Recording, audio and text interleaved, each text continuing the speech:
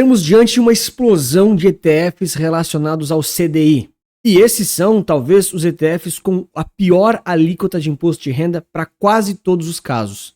Lembrando que esse vídeo aqui não é uma recomendação de investimentos, já comenta para mim se você conhece esses produtos e se investe em algum deles. O mais famoso, pioneiro aqui foi o LFTS11, tem vídeo dele no canal, mas a gente começa a ver uma série de lançamentos. Tem o BLFT, aqui do próprio Bradesco, tem os próprios índices diferentes, tem o LLFT, tem o GLFT, que aqui no site ainda está marcando tributação de 15%, mas em outras matérias a gente tem aqui a sinalização de 25% de imposto de renda. Tem aqui a B3 lançando o próprio índice relacionados às LFTs, que são esses títulos do governo, que é tipo o CDI, lançou aqui bem recentemente. Daí o Nubank usou desse índice para lançar o próprio ETF relacionado aqui ao CDI, às LFTs.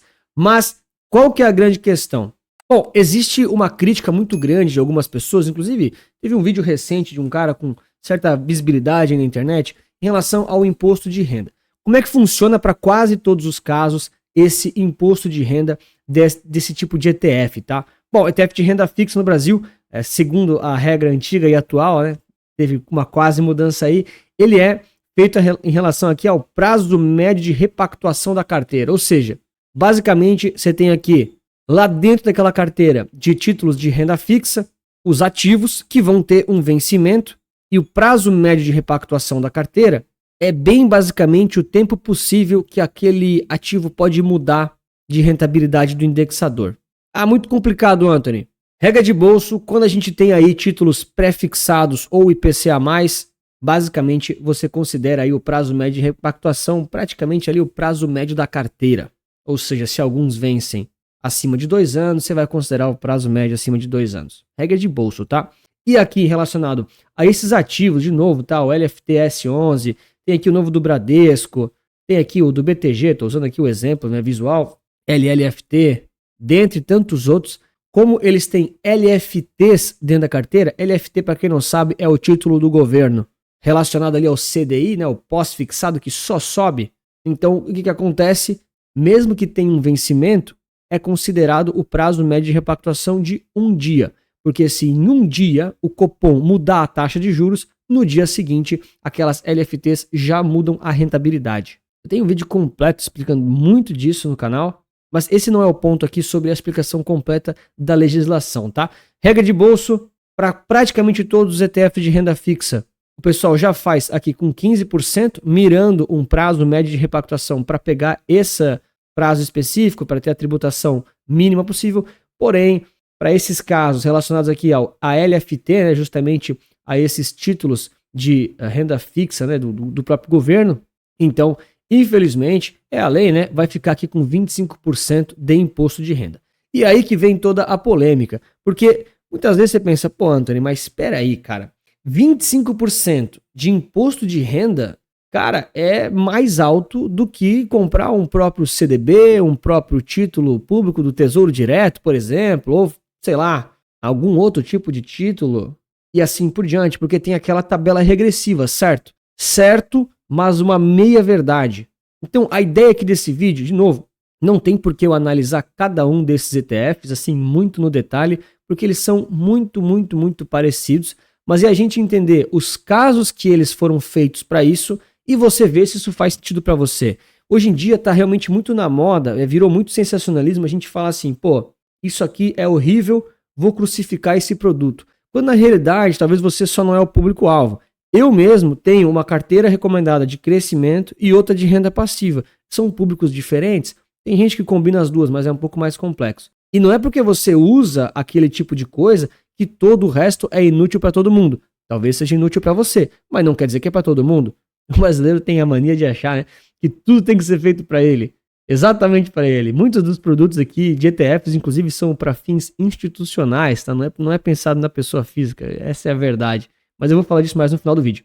Então, eu tô trazendo aqui, claro, a imagem do LFTS11, porque ele foi o primeiro de todos, né? Teve toda uma polêmica envolvida com ele, infelizmente. Mas aqui, cara, tem o BLFT, tem vários outros. Eu não consegui juntar todos porque tem uma infinidade. Estão saindo vários, justamente porque para alguns fundos tem utilidade e para a pessoa física também pode ter. E o que pode ter utilidade também é você deixar o like e se inscrever no canal para mais vídeos realistas como esse. Vamos lá então.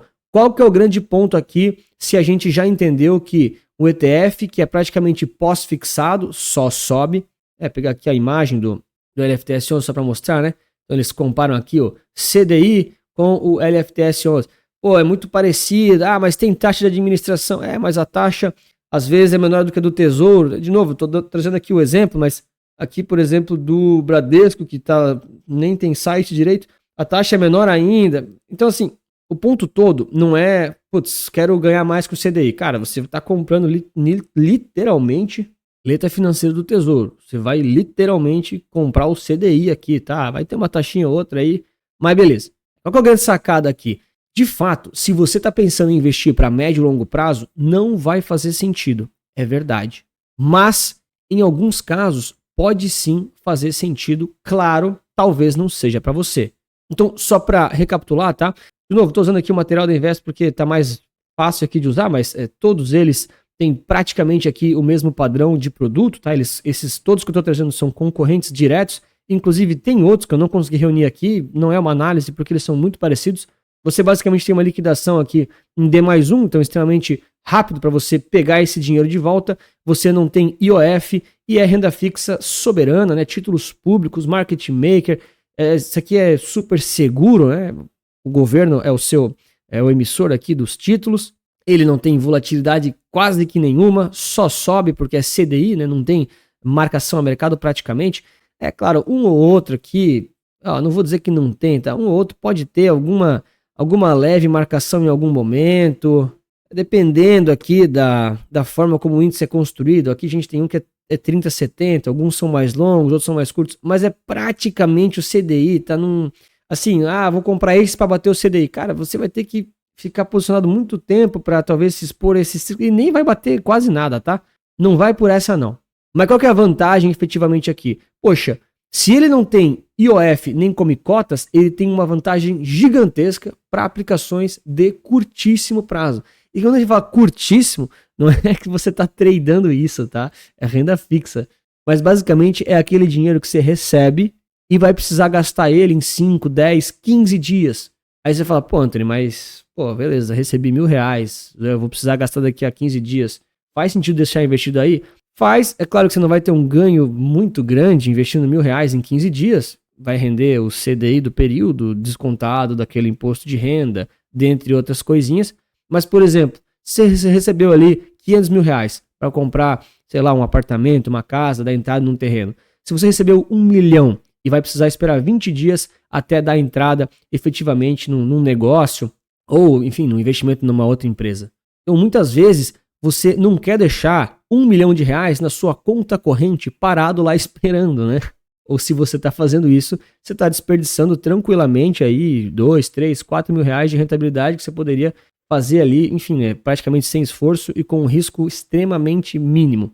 Então, qual que é a grande sacada aqui desses produtos todos que concorrem diretamente, né? De novo, estou com o LFTS11 aqui na imagem porque ele é mais bonitinho, o site é mais organizado. Tem vários outros também, né? O próprio Nubank lançou bem recentemente o deles. Eu não vou, assim, pessoal, não faz sentido analisar eles, tá? Assim, a performance vai ser muito, muito, muito parecida. Todos são muito, muito similares. Aqui a concorrência é acirradíssima. O imposto de renda é para ser igual para todos eles, tá? Não tem, esse aqui tem algumas LFTs mais longas, aquele ali mais curto. Mas assim, na prática, sim, pessoal, na prática mesmo, vai render praticamente igual. Mas qual que é a grande ideia aqui? De novo, estou usando aqui o material publicitário que a própria Investo faz, né? Fazendo jus na entrevista que eu tive com o Cauê, né? O Cauê, CEO lá da Investo, eu falei para ele, o material de publicidade de vocês é muito bom, é muito claro, então a gente tem que dar um feedback positivo para quem realmente facilita, tá? Se você abrir o site de alguns outros, eles nem explicam isso. Mas vamos lá. Então, qual que é a grande ideia aqui desses produtos, dado esse cenário aqui de prazo médio de repactuação, que o imposto realmente é muito ruim para médio e longo prazo? Eles são úteis para curtíssimo prazo. E o que é esse curtíssimo?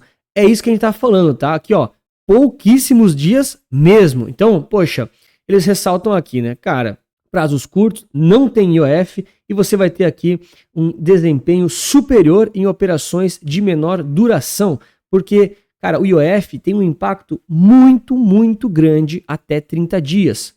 Peguei aqui o print ao vivo Pô, passou um dia corrido, 96% de IOF sobre a sua rentabilidade. Cara, tipo assim, se você investe num fundo convencional, num CDB, e você tá pagando IOF, dependendo da modalidade, e a maioria dos investimentos tem IOF, tá? A maioria, de renda fixa, né? Estamos falando tudo de renda fixa. Cara, você vai deixar 96% de rentabilidade no primeiro dia? Pô, o negócio é praticamente inútil mesmo, né? Agora, você passa, por exemplo, 10 dias, 66% de imposto do IOF. Loucura.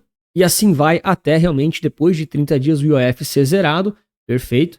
E aí depois a gente meio que entraria na discussão da tabela regressiva, né? 22,5, 20, 17,5, 15, ou então o prazo médio de repactuação do ETF. Então, esses produtos foram pensados especificamente para esses cenários de curtíssimo prazo, porque eles não têm o IOF, eles têm aqui o D+1 aqui de liquidez, então você tem muita agilidade para receber o seu dinheiro de volta, então você está realmente olhando para o curto prazo. Aqui eles deixam bem claro que fizeram aqui uma simulação, descontar a taxa de administração desse ETF específico, que, claro, cada um vai ter uma, não vamos entrar nesse mérito da vírgula entre eles.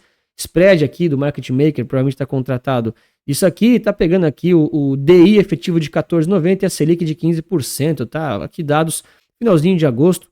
Logicamente o resultado pode variar, isso aqui é uma simulação, né? Não é um compromisso exato que vai dar isso, mas a gente tem aqui com clareza uma comparação bem legal que a Investo preparou.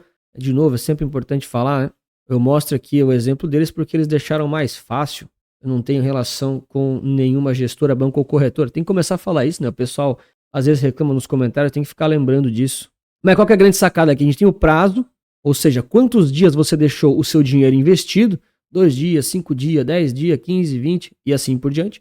E eles comparam aqui, claro, eles estão comparando com o produto deles, mas com os concorrentes, que eu já citei aqui, tem de diversas casas, vai ser muito parecido, tá? Porque para 10 dias, Anthony, a taxa de administração daquele lá do Bradesco era menor. Sim, cara, mas é a taxa de administração anual, aí você traz para 10 dias, o impacto é quase nulo. Fora que o spread, provavelmente, desses ETFs mais novos e menores, vai ser maior.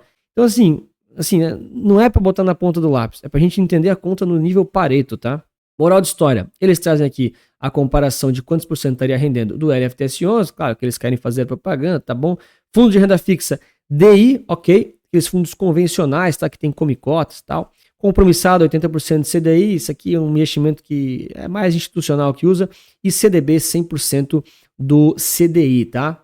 E aí eles comparam que realmente nesses prazos muito específicos, que é o cenário pelo qual o produto foi pensado, foi feito e realmente tem alguma vantagem, o LFTS e também os outros concorrentes, tem que deixar bem claro, né?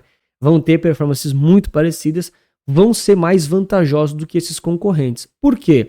Justamente por conta dessa estrutura tributária que eles sinalizam aqui um pouquinho, né? Então, olha só, o CDB e os fundos de renda fixa de DI, são esses aí praticamente do CDI, né?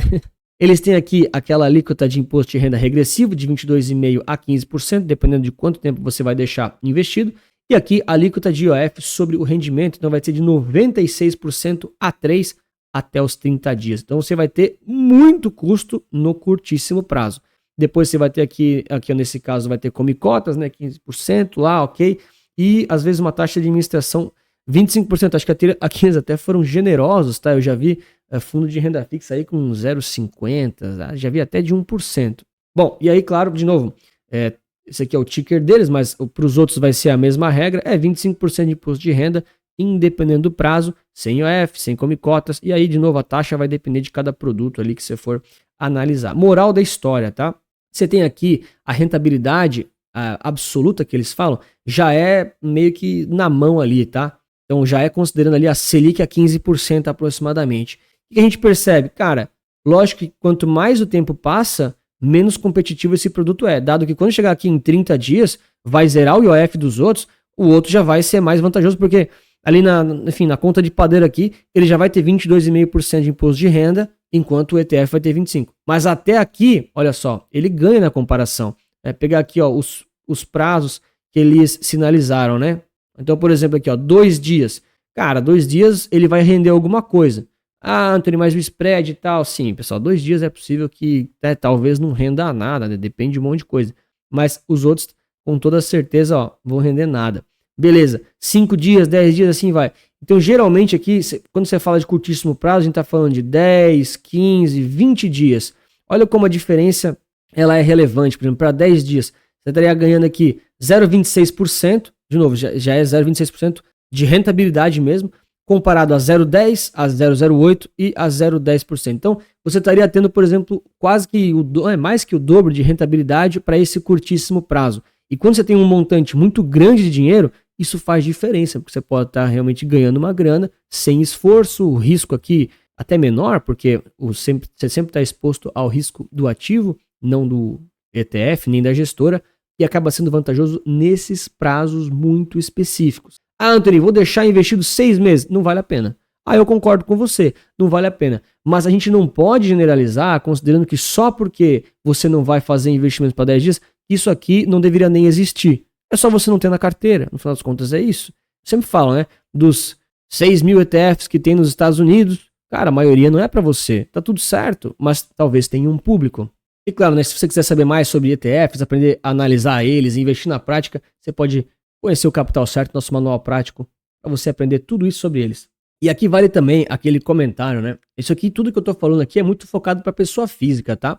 Mas se você, por exemplo, é um investidor institucional, você tem um fundo, ou que você é não residente, por exemplo, esses produtos aqui, muitas vezes, têm muitas vantagens que outros tipos de investimento não têm, e nesses casos, para esses players específicos, esses participantes específicos do mercado, eles podem ser muito úteis também. Eu lembro muito do vídeo do Marge 11, se eu não me engano, ó, vou deixar aqui um parênteses bem grande, se eu não me engano, o Marge 11 estava com imposto de renda zerado para pessoas jurídicas de classificações específicas, fundos específicos, mas para pessoa física não. Então, muitas vezes, para outros tipos de investidor institucional, né, pessoas jurídicas, não residente, ó, aqui, ó, não residente, que não é paraíso fiscal, isento. Então, muitas vezes, isso aqui tem aplicações úteis e são usados de fato para outros fins. Então, a grande sacada é você não generalizar tudo sem entender ou sem falar, e muitas vezes os ETFs não vão ter aplicação para você, e tá tudo certo, né? Nas próprias carteiras é de 10 a 20 ETFs, mas a 20 é a mais complexa ainda, nem assim, para quem é mais tranquilo, nem haveria necessidade de ter mais do que 20 ETFs, já é mais que suficiente para você estar plenamente diversificado, tranquilo, e todos os outros produtos que existem, tá tudo certo, talvez realmente não vai ter aplicação para você. E se você gosta de ETFs de renda fixa e quiser conhecer o GICP11, mas aí são debêntures, não é LFT do governo, vou te mostrar nesse vídeo aqui. Um grande abraço, muito obrigado pela sua inscrição, seu like, lembre sempre que investir certo resulta capital.